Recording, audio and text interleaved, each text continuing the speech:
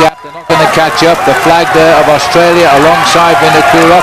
Very popular man in every country because everybody loves a fighter.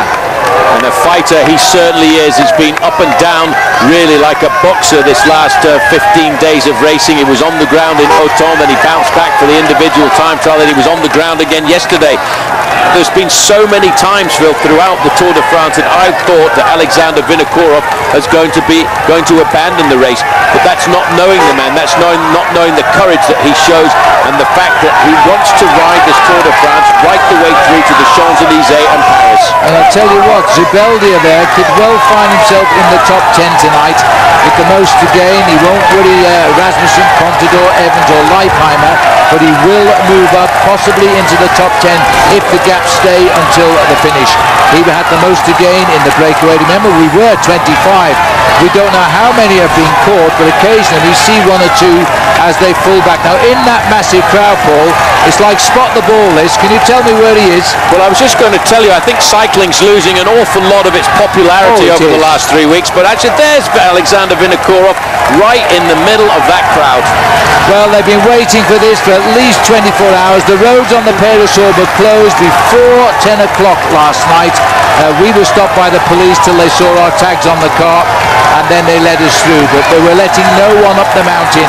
There's the Union flag of Great Britain here, all cheering on Alexander Vinokourov. That will get the adrenaline going for the man now as he comes to the summit of the Pyrnees. And the amazing thing is, people, everyone has followed this man's story throughout this last 10, 15 days of the Tour de France. They know what he's been through.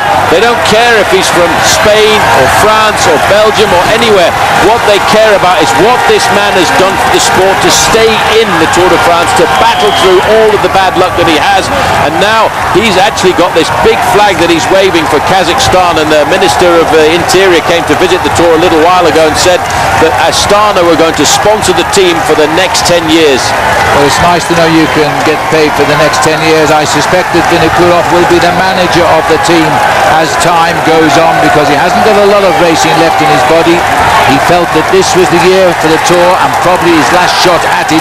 That's gone, but a stage win is just over the ridge here for him, and the crowd are doing everything they can to urge him over to the finish.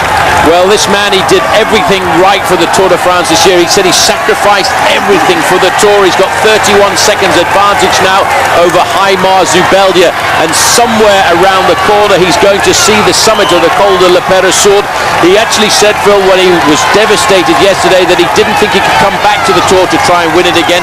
So hard and so dedicated had been his approach to the Tour de France this year.